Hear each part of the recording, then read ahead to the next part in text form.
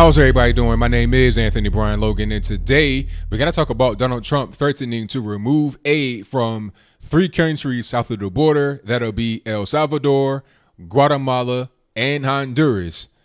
I'm glad he's doing this, actually. Finally, in my humble opinion, this is a good thing because they can't keep the caravans from coming, the drugs from coming, the human traffickers from coming, but yet we want to give them money every year.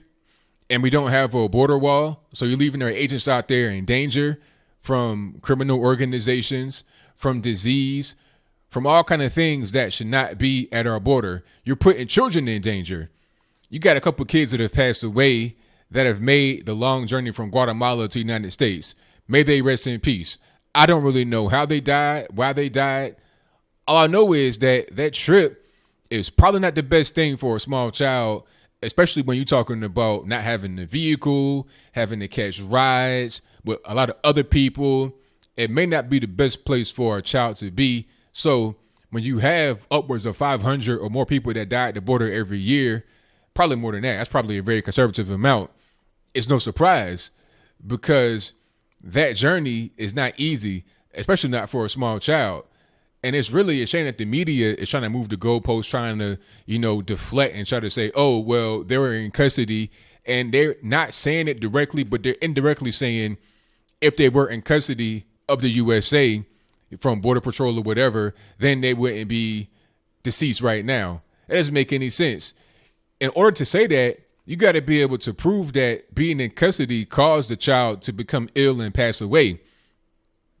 All medical attention were given to these people, more than a lot of citizens are given here in the United States, and they were treated accordingly. So how do you assign blame to an entire country? People die in hospitals over here in the U.S. every day that are regular citizens. You're talking about babies that pass away with SIDS, sudden infant death syndrome, elderly people, young people from disease, from gunshot, from whatever. But for now, I'll leave that there and digress and get to my next point about the money being removed. This is a long time coming. It should have happened a while ago. Trump's also talking about potentially closing the border altogether.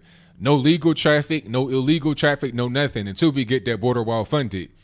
He's currently in the White House right now during the Christmas break. He could be in Mar-a-Lago, hanging out, chilling, playing golf, doing whatever he wants to do.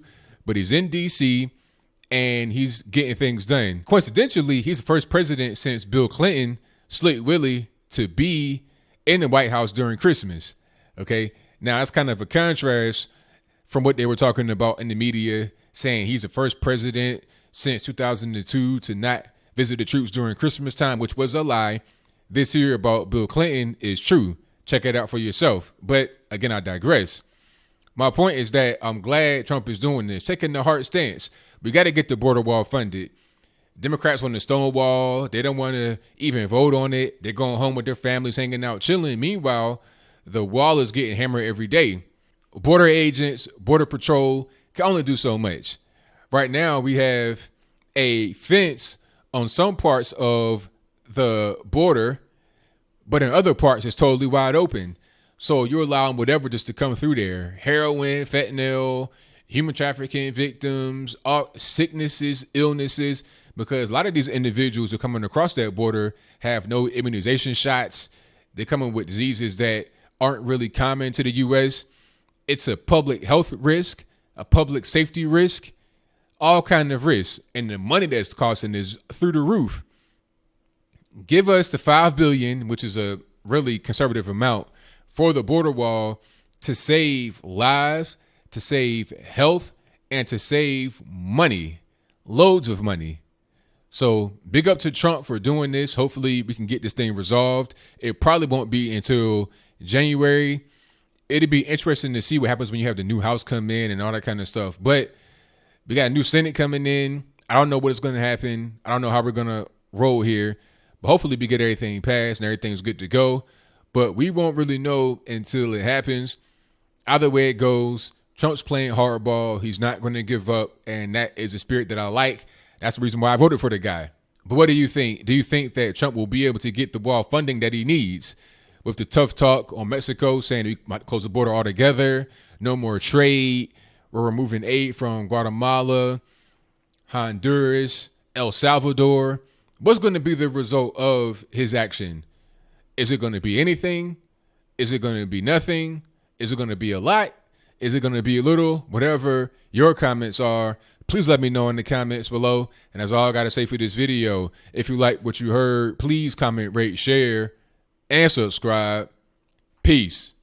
Also, check out my website, anthonyblogan.com. That is ANTHONY, the letter B, LOGAN. Go there right now.